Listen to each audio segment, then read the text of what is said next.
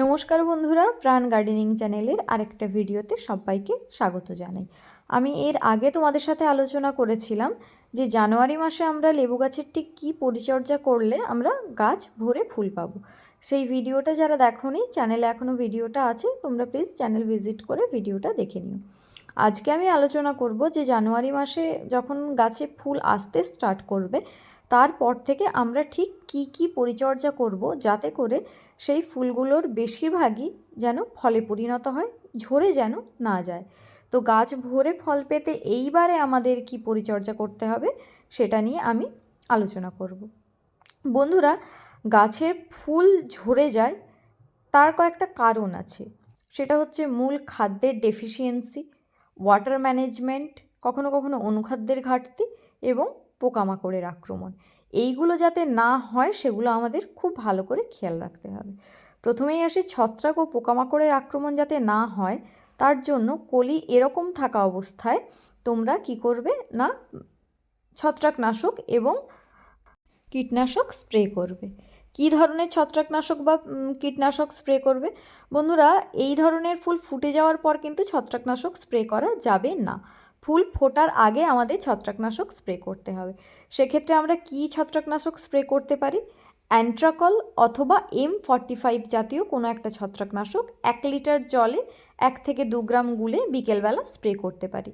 এটা মোটামুটি আমরা দুবার করতে পারি। যখন একদম ছোট ছোট ফুল গাছে আসতে স্টার্ট হবে তখন একবার স্প্রে করব এবং ফুলটা ফুটে যাওয়ার আগে একবার স্প্রে করব। আর কি স্প্রে করব না, কীটনাশক হিসেবে আমরা স্প্রে করব ইমিডাক্লোরোপিড গ্রুপের যে কোনো কীটনাশক। সেটা আমরা 1 লিটার জলে 1 ml একদম লো ডোজে দেব, দিয়ে গোটা গাছে ভালো করে ঝাঁকিয়ে স্প্রে করে দেব। আর এই দুটোই স্প্রে করব আমরা বিকেল থেকে সন্ধ্যের দিকে, যখন উপকারী পতঙ্গ বাগানে ঘোরাফেরা করবে না সেই সময়। আমরা দিনের বেলা কোনো ধরনের ছত্রাকনাশক বা কীটনাশক প্রয়োগ করব না এবং চেষ্টা করব শীতকালীন মরশুমি ফুল আমরা যদি কিছু লাগিয়ে থাকি সেগুলো যেন লেবু গাছের আশেপাশে থাকে, তাহলে পোকামাকড় অনেক বেশি পরিমাণে আসবে, ফলে পলিনেশন খুব সাকসেসফুল হবে এবং বেশি মাত্রায় আমরা ফল পেতে পারি। এইবারে আসবো আর কি করব। বন্ধুরা, এই সময় আমরা 15 দিনের ব্যবধানে দুবার মিরাকুলান 1 লিটার জলে 1.5 ml বা 30 ফোঁটা গুলে ভালো করে ঝাঁকিয়ে ভোরবেলা গাছে ভালো করে স্প্রে করে দেব।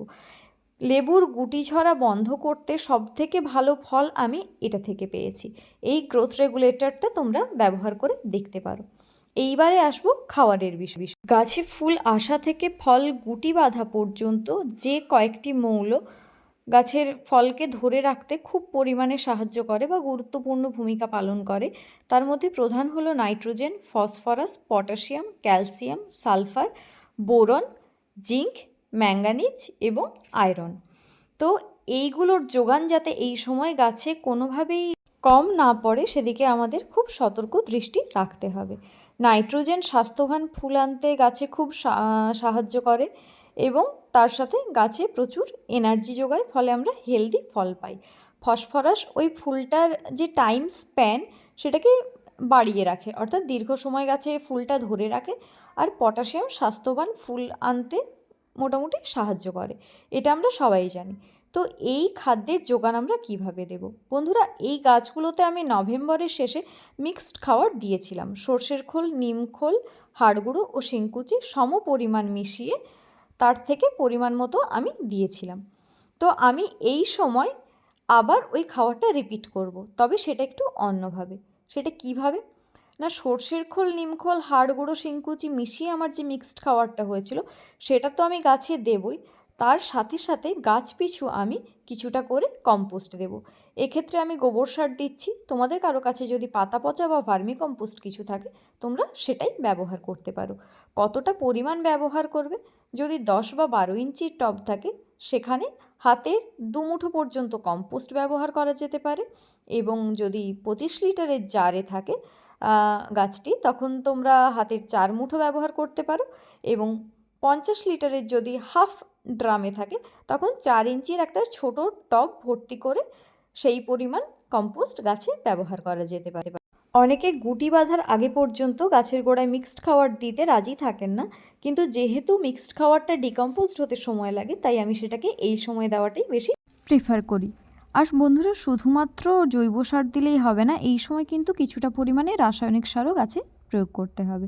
সেটা কী রকম না, এই সময় গাছে বোরনের চাহিদা তুলনামূলক একটু বেশি থাকে, তাই সেক্ষেত্রে আমাদের প্রতি লিটার জলে 1 গ্রাম করে বোরন গুলে প্রত্যেক 15 দিন ছাড়া একবার করে গাছের গোড়ায় মোট 2বার থেকে 3বার দিতে হবে। বোরন ফল ফাটা যেমন রোধ করে, তেমন প্রচুর পরিমাণে পরাগোৎপাদনে হেল্প করে, আর ফল ঝরা কমায়। আঁকাবাঁকা আর বিকৃত আকৃতির যে ফল বা অমসৃণ আকৃতির ফল, সেটা হওয়া বোরন প্রিভেন্ট করে। বোরন গাছের গোড়ায় দেওয়ার পাশাপাশি সমহারেই গোটা গাছে স্প্রে করা যেতে পারে। বোরনের জৈব সোর্স আমার কিছু জানা নেই, তোমরা যদি কেউ জেনে থাকো তাহলে তা অবশ্যই ব্যবহার করতে পারো। বোরনের সাথে সাথে এরপর যেটা খুব ইম্পর্টেন্ট সেটা হচ্ছে ম্যাগনেসিয়াম। বন্ধুরা, সপ্তাহে 1 দিন করে 1 লিটার জলে এপসাম সল্ট 1 গ্রাম করে গুলে গাছের গোড়ায় সেই জলটা দেওয়া যেতে পারে এবং গোটা গাছে স্প্রে করতে হবে। ফ্রুট সেটিং বেটার করতে যেহেতু আয়রন ও জিঙ্কেরও ভূমিকা অনেকটা পরিমাণে থাকে, তাই তার ঘাটতি যাতে না পড়ে, তাই এখন থেকে শুরু করে প্রত্যেক মাসে 1 দিন করে আমাদের ভালো কোনো ব্র্যান্ডের অনুখাদ্য স্প্রে করতে হবে। আমি এক্ষেত্রে মবোমিন বা অ্যাগ্রোমিন গোল্ড ব্যবহার করি, তোমরা চাইলে সি উইড এক্সট্রাক্টও ইউজ করতে পারো, বা অন্য কারো কাছে যদি অন্য কোনো ভালো ব্র্যান্ডের অনুখাদ্য থাকে তোমরা কিন্তু তা ব্যবহার করতে অবশ্যই পারো। যাদের সময়ের অভাব থাকবে তারা এপসাম সল্ট, বোরন এবং অনুখাদ্য পরিমাণ মতো মিক্সড খাবারের সঙ্গে মিশিয়েও গাছের গোড়ায় দিতে পারো। এই সময় থেকে কোনোভাবেই যাতে গাছের গোড়ায় ওয়াটার ডেফিসিয়েন্সি না হয় সেদিকে খুব ভালো করে নজর রাখতে হবে, এবং জল যাতে অতিরিক্ত গাছের গোড়ায় জমাও না থাকে সেদিকেও খুব ভালোভাবে নজর রাখতে হবে। এবং এর সাথে সাথে মাসে 1 দিন বা 2 দিন সর্ষের খোলের তরল জৈব সার অথবা সবজির খোসা ভেজানো জল পাতলা করে গাছের গোড়ায় দিতে হবে। যাদের কিছুটা পরিমাণ রাসায়নিক সার ব্যবহার করতেও কোনো রকম সমস্যা নেই, তারা গাছে কিছুটা পরিমাণে এনপিকে 19-19-19 অবশ্যই প্রয়োগ করতে পারো।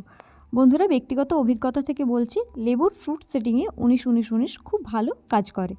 মিক্সড খাবারের খোল থেকে মূলত নাইট্রোজেন এবং হাড়ের গুঁড়ো থেকে কিছুটা পরিমাণ ক্যালসিয়াম ও মূলত ফসফরাস পাওয়া গেলেও ওখানে পটাশিয়াম পাওয়া যায় না, তাই গাছের জন্য আলাদাভাবে পটাশিয়াম আমাদের প্রয়োগ করতে হবে।